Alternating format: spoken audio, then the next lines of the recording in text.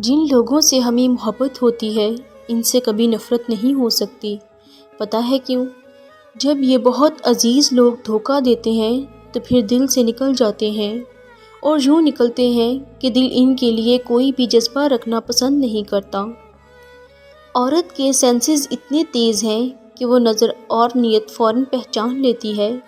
دراصل وہ دھوکہ اس وقت کھاتی ہے جب وہ خود کو دھوکہ دینا چاہے۔ جو تعلیم عورت کے سر سے دوپٹہ اور مرد کے دل سے خوف دور کر دے، ایسی تعلیم سے ان پڑھ رہنا بہتر ہے۔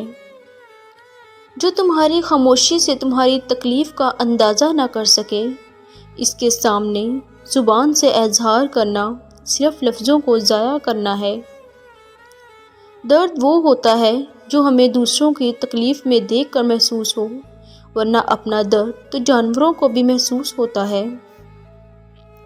ہر اذیت کی ایک معینہ مدت ہوتی ہے، جس سے گزر جانے کے بعد نہ تو درد کی شدت پہلے جیسی رہتی ہے اور نہ اسے سہنے والا انسان پہلے جیسا رہتا ہے۔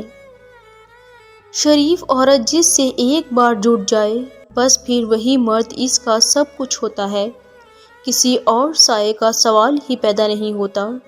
جان دے دے گی لیکن شرک کا خیال تک نہ لائے گی۔ کچھ لوگ اتنا سبق دیتے ہیں کہ پھر ساری زندگی کسی اور سے کچھ سیکھنے کی طلب بھی محسوس نہیں ہوتی۔ فائدہ وہ منحوس لفظ ہے جو انسان سے ان کی زندگیوں کا سارا حسن چھین لیتا ہے۔ اس کے پیچھے بھاگتے بھاگتے انسان اپنے آپ سے بہت دور چلا جاتا ہے۔ روشنی کے راستے میں خود لوگ اپنے اعمال کی بد نیتی سے دراڑیں اور رکاوٹیں ڈال دیتے ہیں، اور پھر لوگ منہ بنا کے پھرتے رہتے ہیں کہ چار سو اندھیرا ہے۔ برا وقت آنے پر فری میں ملنے والی آکسیجن بھی ہسپتال میں مہنگے داموں بکتی ہے۔ بسا اوقات آپ آدمی کے چہرے کو تو پہچان سکتے ہیں، دلوں کے احوال کو نہیں۔ جو عورت تمہارے سامنے 3 باتیں کرے یا ان باتوں میں زیادہ دلچسپی لے تو سمجھ جائیں وہ تم سے شادی کرنا چاہتی ہے۔ نمبر 1 عمر پوچھے، نمبر 2 آمدنی پوچھے، نمبر 3 ذریعہ معاش پوچھے۔ کسی پہ بہت زیادہ مان بھی اچھا نہیں ہوتا، کیونکہ کئی بار لوگ بغیر کسی وجہ کے بھی آپ کو اپنی زندگی سے اٹھا کر باہر پھینک دیتے ہیں۔ بہت کم ایسا ہوا ہے کہ قدر کرنے والوں کو قدر کرنے والے ہی ملے ہوں، ورنہ قدر کرنے والوں کو ہمیشہ بے قدرے لوگ ہی ملتے ہیں۔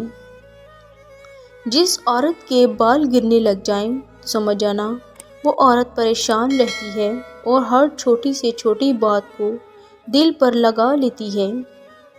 2 وجہ سے عورت پتلی ہوتی ہے، ایک پریشانی سے اور دوسرا کم سونے سے۔ جو عورت چوڑیاں شوق سے پہنتی ہے وہ ذوق پسند ہوتی ہے۔ ایسی عورتوں کو بننے سنورنے کا شوق ہوتا ہے۔